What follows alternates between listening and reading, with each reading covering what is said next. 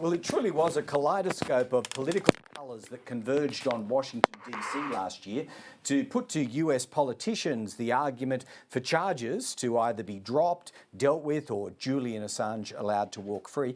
David Shoebridge of the Greens was there, Liberals were there, Barnaby Joyce of the Nationals, and Labor too. So was Teal independent Monique Ryan. She's been closely watching developments all day.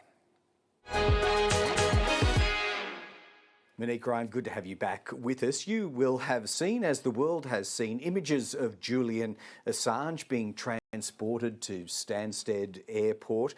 I'm wondering if you've had any contact to people close to him, or even what your own assessment was in seeing those images. We really haven't seen much of him, have we? No, it's been an extraordinary day, really, Greg, and wonderful to see Julian Assange out of Belmore prison. He's been there for more than 5 years, which is unthinkable, really, that he's been incarcerated in a high security prison for all this time without ever actually being held to put into, formal criminal proceedings for the things of which he's been accused by the US.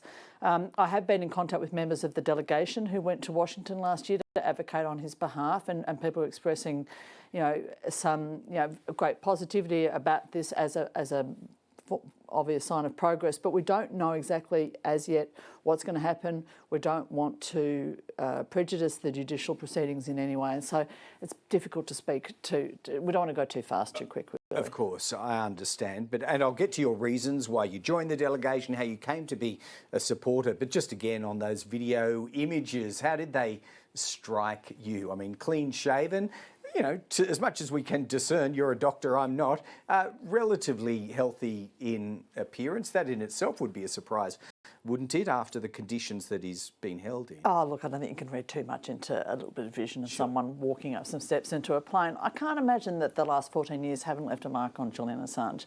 I think that the process of incarceration for him has been cruel, and it's been overly prolonged, and I ideally hope that it will soon be over. All right, so members of the delegation, of which you were a member, came to it with all different reasons and perspectives.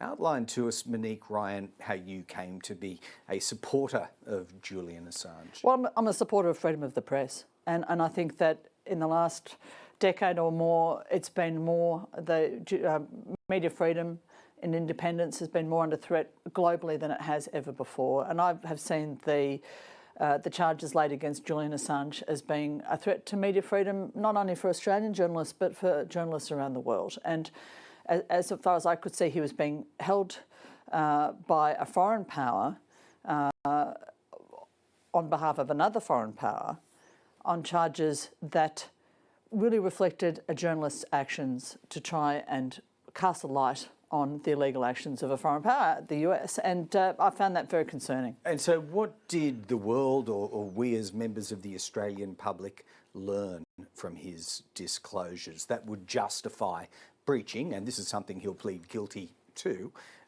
disclosing classified information? Well, I don't know exactly what his legal proceedings will be in the next short time, but what we do know is that the WikiLeaks, the initial tranche of WikiLeaks, drew attention to war crimes by the US government, and that in doing so, WikiLeaks embarrassed the US government, and we've seen that was not well received.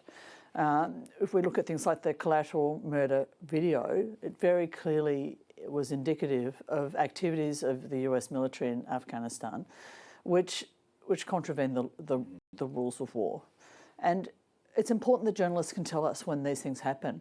We've seen subsequently with the Brereton report how Australian forces have acted overseas. We need journalists to be able to have the freedom and the courage to be able to do their work with impunity and with the support of governments like ours. So tell me, when you started talking to congressmen and women, I think you may have met some senators too, I'm not entirely sure, in the Washington DC delegation. Was that a hard sell for you to run that argument about, essentially being a public sector whistleblower? In fact, it was surprisingly easy when we went to the US last year, because the Americans, like us, care about freedom of the press. We were quoting Thomas Jefferson to them, which is that, if we lose the liberty of the press, we lose our own liberty. And that resonated very much with them. The Americans are more wedded even than we are, I think, to the importance of press freedom in terms of giving us the knowledge that we need to have as in a democratic process. And so